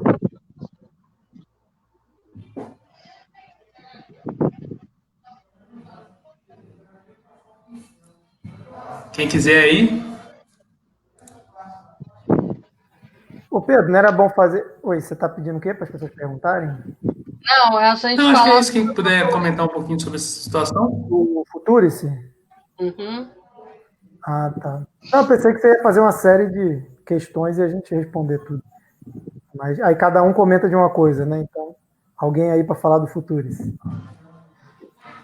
Eu acho que a grande questão do Futurice está dentro daquela fala do Salles de que vamos aproveitar que eles estão preocupados com o Covid para passar a boiada. Essa é a questão. O Futurice foi rechaçado nas ruas, em grandes mobilizações, e ficou lá congelado. Não é que esse governo desistiu, mas ficou lá congelado. Agora que nós estamos com essa necessidade de isolamento social que a gente não nega, tem aí 35 mil mortos e nós não somos negacionistas. mas também por isso que a gente está fazendo essa live, discutindo. Não dá para a gente ficar apático, desmobilizado e não prestar atenção no que está acontecendo, porque a boiada está passando. E aí, quando acabar a pandemia, a gente tiver condições de voltar às ruas, a gente não vai encontrar mais nem direito, nem universidade, porque a proposta do governo é mesmo caminhar para a privatização do ensino público superior. Né? O Bolsonaro já colocou várias vezes e de várias formas concretas, não só no discurso dele, de que as universidades não interessam a esse projeto de governo. Por quê? Primeiro, porque elas são mesmo, né, e o Maurício colocou muito bem, elas são uma forma de ascensão social muito limitada, mas são, né, através de várias políticas afirmativas, de políticas de assistência estudantil também, porque não adianta só fazer cotas, e a gente viu que as cotas, se não forem fiscalizadas, são fraudadas de forma terrível, mas não adianta ter só política de cotas, políticas afirmativas, se não tiver condição de o estudante da classe trabalhadora, o estudante de baixa renda, ter condição de ficar na universidade por 4 anos, tem que ter política de residência, tem que ter política de restaurante, tem que ter política de bolsa permanência para esse estudante. Isso não interessa a esse projeto de governo. Para ele, isso é só criar balbúrdia, como ele falou, né? Que esses estudantes, esses professores, porque a gente hoje na universidade, a gente vê que com algum tempo de política de cotas e de ações afirmativas e bolsa permanência, os estudantes de baixa renda que entraram, e eu tenho muitos colegas assim, permaneceram na universidade, na vida acadêmica, fizeram suas pós-graduações e entraram por concurso público e são hoje docentes. É essa política toda que o Futurice quer destruir, essa política de universidade aberta à sociedade, uma universidade que procura corrigir as distorções históricas, procura corrigir, entende que o racismo é impeditivo, né, que o machismo é impeditivo. Então, por isso, tem políticas afirmativas para valorizar a participação das mulheres, dos negros, das pessoas de baixa renda. As cotas na universidade que eu trabalho, por exemplo, elas foram aperfeiçoadas com o tempo, mas desde o início, quando começaram a política de cotas, reservando 20% para os estudantes oriundos do ensino público, já colocava dentro desses 20%, 60% para mulheres, 40% para os rapazes, e colocava já a política também da questão antirracial, né? A política que favorece a entrada dos negros e negras na universidade, porque a gente sabe que é esse o povo que ficou historicamente relegado ao subemprego, à informalidade, às formas mais terríveis de exploração, né? Então, a gente veio corrigindo isso, não foi com palavras, nem com facilidade, não, foi com muita luta, muita pressão no Congresso, dentro das universidades, e que uma parcela dessa elite nunca aceitou, nunca engoliu isso, como foi bem colocado aí pelo Maurício, aceitar, e como, né, foi tema daquele filme Quando é que ela volta, colocar bem claramente que a filha da empregada tem a mesma condição de um que fez vários cursos particulares pagos, de entrar na universidade e passar, porque tem a reserva de cotas, né, porque reconhecendo, não é dando um benefício, mas reconhecendo as condições desiguais de participação no Enem, por isso que tem a reserva de cotas, para corrigir uma distorção,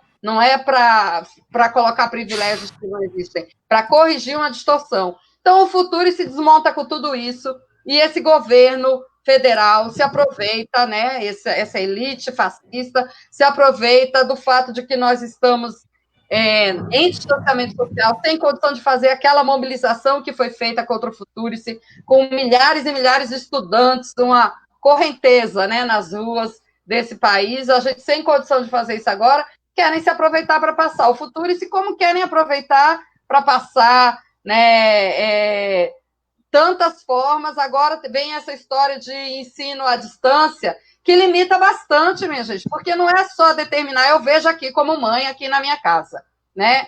A escola do meu filho está fazendo aula pela internet. Ele que tem uma internet razoável, que tem um celular de qualidade, tem dificuldade? Imagine os estudantes da periferia com internet caindo, se tiver internet, sem condição de acesso ao computador. Então, não vamos fazer de conta, a gente precisa dar respostas adequadas à realidade. Essa questão aí, só para iniciar o debate sobre futuros e outros problemas, outra boiada que a gente vai ter que segurar. Certo. A Cooper falou bem sobre a situação futuras. O Clodoaldo, o Cooper tinha levantado na fala dele a importância de a gente debater a situação das eleições para reitores e os desrespeitos que teve do governo Bolsonaro sobre a lista tríplice, a decisão da comunidade acadêmica. Se o Cooper pudesse falar um pouquinho mais sobre essa questão, acho que seria importante. Assim, primeiro pegando o gancho aí com a fala da Lenilda, assim, o projeto Futuros é um projeto tanto de responsabilização do governo pelo financiamento da universidade, como de ataque à democracia universitária, né? Já que ele prevê que vai ter um comitê gestor nacional que vai fazer as políticas públicas para as universidades e tal, né? E a gente viu, e devido à resistência, a grande correnteza de estudantes que teve nas ruas, né, em maio do ano passado, principalmente, esse projeto acabou não avançando tanto, né? E o governo agora tenta passar a boiada nesse período de pandemia, mas ele representa, na verdade, um projeto né, uma expressão do pensamento, de uma concepção de universidade do capital. Né? A gente tem, como já foi colocado aqui, a nossa sociedade está dividida numa minoria, né, de ricos e uma grande maioria que é explorada por eles. E para quem a universidade vai servir? A gente vai fazer ciência para quem? É ciência para a maioria? É a ciência para o povo? É a ciência para os ricos? Esse é o dilema da universidade. E ela fica... hora vai para lá, hora vai para cá, tal, né? E a intenção desse projeto que é cada vez mais aprofundar a dependência da universidade de pesquisar apenas aquilo que foi o interesse do grande capital, né? E para isso ele precisa acabar com a resistência da universidade. Você não pode ter eleição paritária para reitor, você não pode ter eleição democrática de dirigentes, porque isso diminui o controle que o governo, como representante do capital financeiro, ele vai ter sobre o dia a dia da universidade. Então, tem avançado isso. A medida provisória que estava em vigor, que norteava as eleições para reitor, ela representa isso, né? O Futurice só agora que vai para o Congresso, mas a medida provisória já era uma antecipação disso. A gente teve um embate forte aqui. A reitora da universidade resolveu chamar depois do Carnaval, 2 dias depois do Carnaval, ela resolveu fazer uma reunião do Conselho Universitário e chamar eleições dentro das regras da medida provisória. A gente teve que ocupar o Consune, barrou tal, e eles não conseguiram passar, e o processo ficou em stand-by, né, e até a medida provisória agora caducar. Mas queriam fazer isso, né? E essa reitora, por incrível que pareça, foi a reitora que foi uma das primeiras a chamar a Assembleia Universitária contra o Consune, contra o Futuris. Mas aí o governo cerca, diz, olha, se você não for do jeito que a gente quer, o dinheiro vai diminuir, entendeu? E desse tipo de pressão financeira, você vai tentando cooptar os reitores, e a gente tem várias universidades, reitores, que estão implementando futuros na prática, porque o Futuros é um projeto de universidade, e esse projeto tem sido implementado em várias universidades, mesmo sem enquanto Futuros. Quando você obriga, por exemplo, técnicos administrativos a ir bater o ponto no meio de uma pandemia, entendeu? Isso é a lógica disso, é de você controlar o trabalho ao máximo. Quando você tira incentivos, isso é a lógica também do Futuros, que é a lógica do capital, de precarização do trabalho. É a universidade que precariza o trabalho. Porque a universidade do capital tem que precarizar o trabalho, tem que pesquisar só o que interessa ao capital, às grandes empresas, entendeu? E ao capital financeiro. Essa é a universidade. Os cursos de humanas têm que reproduzir o discurso conservador, formar ideologicamente as pessoas para que o gerencialismo, o empreendedorismo vai resolver a vida das pessoas, e que não resolve nada, né? Então, esse é a universidade que está em disputa. E essa é uma disputa forte que nós temos que fazer.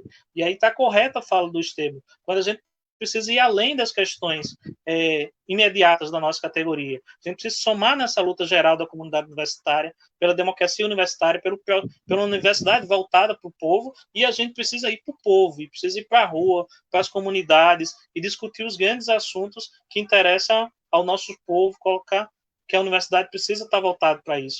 Esse é o grande embate que eu acho que, a partir das grandes manifestações do ano passado, a coisa ficou explícita dentro da universidade, e é um embate que se vai prolongar por muito tempo aí, nessa disputa que a gente está entre a política da minoria, que é o fascismo, e a política das massas, que tem que avançar, tem que ter como horizonte a perspectiva de uma sociedade socialista e uma universidade voltada para os trabalhadores.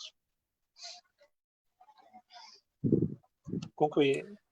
Legal. Mais algum comentário sobre essa questão do futuro, camaradas? Mais alguém gostaria de falar aí rapidinho sobre essa questão? Ou a gente pode avançar para as outras dúvidas que surgiram? Eu gostaria só de trazer uma coisa sobre o Futurice, que ele foi, apesar de ele ter sido reenviado, né, para a Câmara, ele veio de uma forma bem desidratada, né?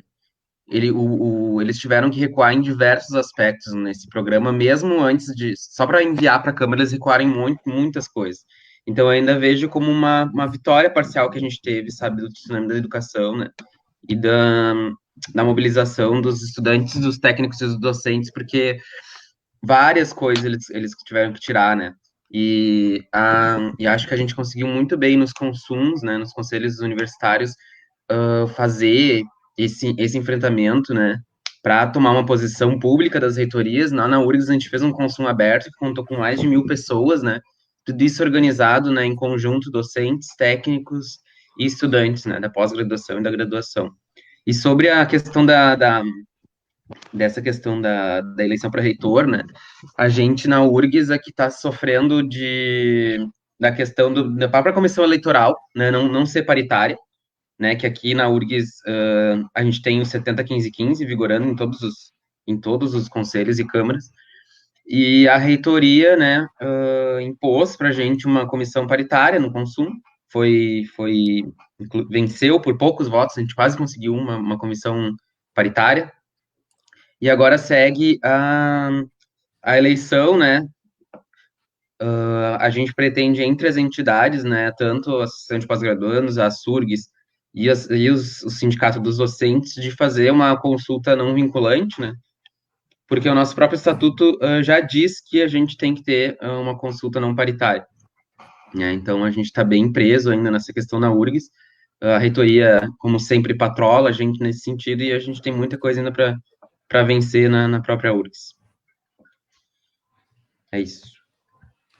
Certo. Acerca dessa questão das nomeações dos reitores pelo governo, algum comentário? A gente poder aprofundar um pouquinho nessa questão? Maurício?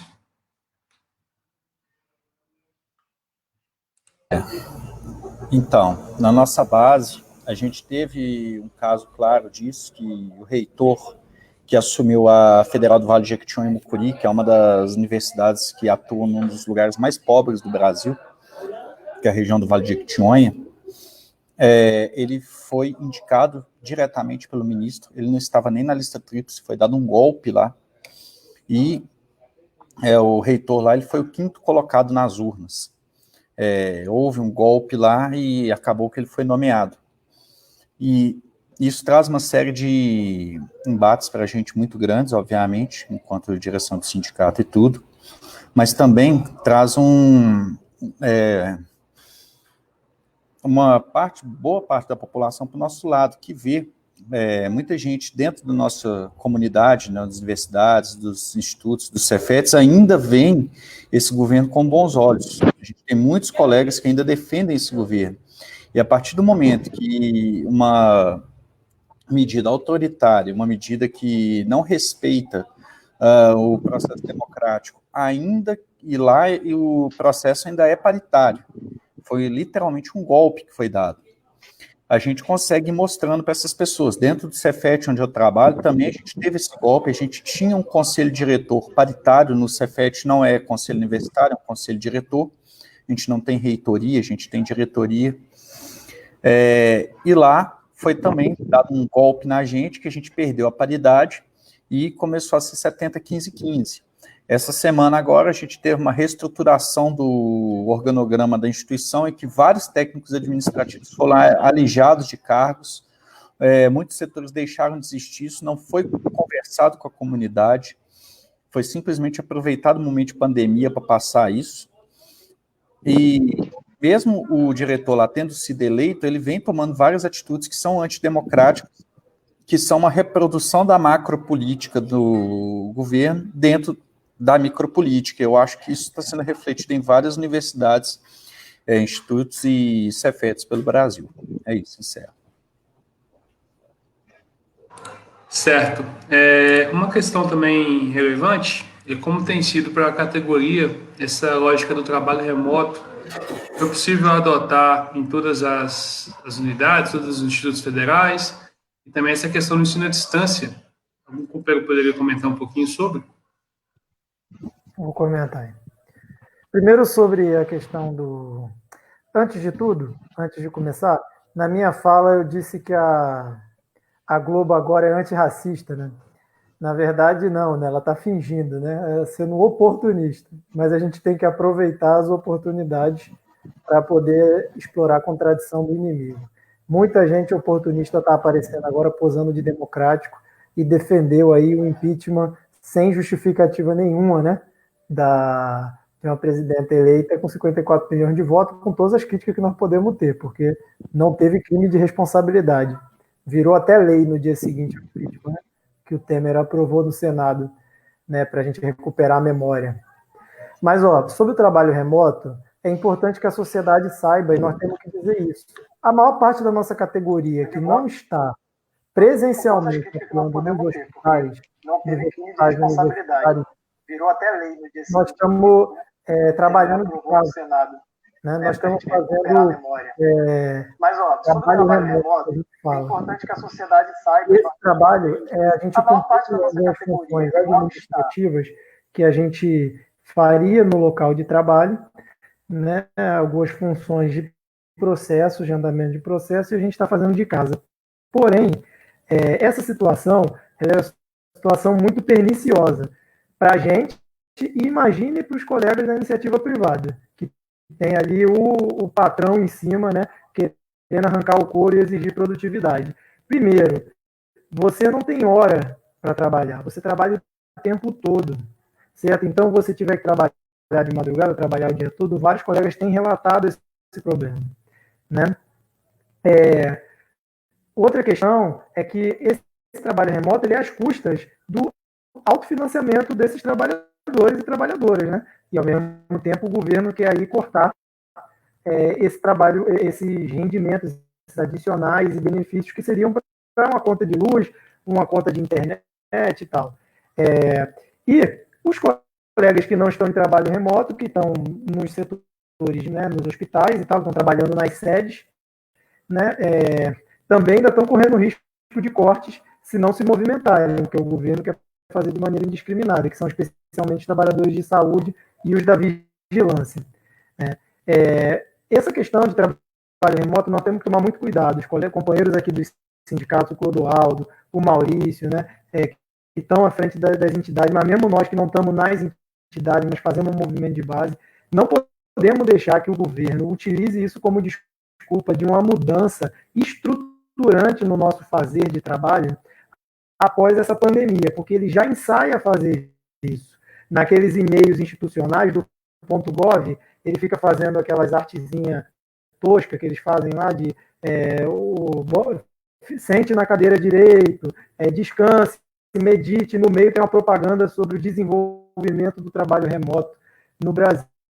E isso é muito delicado, porque é um caminho que eles querem encontrar para reduzir salários, dizendo que quem está trabalhando de casa merecia ganhar menos, né? O que, na verdade, é uma lógica histórica do capital, isso não é novo, né? O capitalismo já fez isso em outros momentos, né? De impor aos próprios trabalhadores que arcassem com os custos da produção. Isso tem também muito a ver com o EAD, né? Com o EAD, a crueldade é grande, porque muitos estudantes hoje são de baixa renda nas universidades, inclusive nas pós-graduação. porque a pessoa não fica rica porque foi estudar na pós-graduação. Pelo contrário, talvez tenha até mais custo, deixe de trabalhar na vida para ganhar um salário naquele momento, para poder acumular para lá na frente ter alguma chance de ganhar mais. É um sacrifício, né? E o EAD, do jeito que está sendo pensado pelo governo e por algumas reitorias, né, e já está sendo aplicado nas redes básicas de educação municipal e estadual, exclui grande parte do povo. É que nem o isolamento social. A maior parte do povo é excluído dele, porque não tem como se manter. Certo? E o EAD, do jeito que está sendo aplicado, não que o EAD em si seja um problema, porque é uma ferramenta, né? Mas você tem que saber como utilizar. Agora, não pode ser a força motriz do processo de educação pública, do acesso à educação no país. Né? As crianças não aprendem, como a Lenilda falou, um garoto como filho da companheira que tem acesso a uma internet boa, né? E mesmo assim tem dificuldade. Imagina que não tem nem isso, nem só tem o celular ali, o aplicativo. E na pós-graduação também é uma dificuldade. Então tem que ser no máximo eletivas as matérias, e os docentes têm que ficar ligados de que eles não podem depois, né, querer dizer que deram a matéria e não se colocar para repor aqueles alunos que tiveram dificuldade. Por fim, aqui, para encerrar, eu acho que está acabando, né? Eu queria fazer uma consideração aqui importante, que tem a ver, inclusive, com esse momento, né, de debate sobre ir para a rua ou não, né, a contradição entre defendermos o isolamento e ficarmos estimulando uma militância na rua, né, mesmo com todos os cuidados que a gente toma e tal.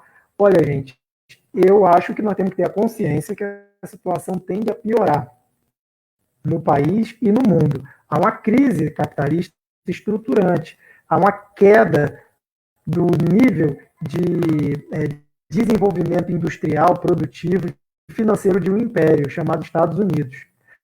Não é à toa o que está acontecendo lá. O povo americano que foi para a rua não pensou, obviamente, na pandemia, mas isso foi menor do que o quadro de putrefação desse sistema. Ele está ficando podre, certo? Ele já é podre, mas está ficando muito mais. E no Brasil também, as famílias aqui no Borel, lá em São Gonçalo, que foram para a rua, depois que seus filhos foram mortos nas operações policiais, é porque, em vez das operações diminuir, a morte diminuir, aumentou em relação a março do ano passado.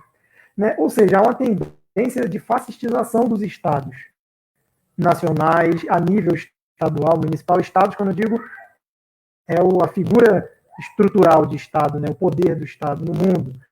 Né? Não é à toa que o Trump quer botar o exército nas ruas, porque não tem como segurar um mundo onde 1% tem 99% da riqueza sem descer o cacete no meio do povo, com um nível de desemprego do jeito que nós temos, que é estrutural, né? É a fala do Bolsonaro, ou direitos ou emprego. Parece que é uma contradição insolúvel, mas essa é uma contradição insolúvel nos marcos do atual sistema, do capitalismo. Ou é mais empregos, ou é direitos. Mas esse sistema tem que acabar. Ou ele acaba, ou essa contradição vai continuar nos lugares de vida se perdendo. Nós temos que apontar uma alternativa. Uma alternativa que, por exemplo, em vez de quererem cortar o salário de servidores, quer dizer que quem ganha 2, 3, 4 mil reais é rico no país, né, poderia taxar as fortunas dos 50 homens mais ricos do Brasil. Eles ganham juntos, no ano, 700 bilhões, né, o patrimônio é 700 bilhões de dólares, né, de reais, 170 bilhões de dólares. Vamos taxar e distribuir, vamos socializar os meios de produção, a propriedade. Já está demonstrado que não precisa um homem concentrar toda a riqueza para a sociedade andar para frente. Agora, essa contradição ela vai ficar mais viva, a porrada está comendo, né? Ela vai comer muito mais e nós temos que avançar no grau de organização, porque o sistema hoje, capitalista, ele não tem um grande rival apresentado simbolicamente, assim, né? Com a sua substância em torno dela, como era quando havia a União Soviética e o socialismo, que foi o que empurrou a vários países a aplicarem o estado de bem-estar social, influenciou a formação das constituições nacionais, dos serviços públicos, a criação de máquinas inteiras de serviços públicos, de acesso a direitos sociais.